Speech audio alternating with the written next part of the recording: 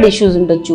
Hypothyroidism అంటే తక్కువ thyroid ఉన్నప్పుడు కూడా బ్లీడింగ్ లో ఎక్కువ తక్కువ అవడం ఉంటుంది అనమాట. హైపర్ థైరాయిడిజం, హైపోథైరాయిడిజం అనేది వినుంటారు మీరు. దానివల్ల కూడా ఈ బ్లీడింగ్ అనేది ఎక్కువ రోజుల తర్వాత అవడం కూడా జరుగుతుంది.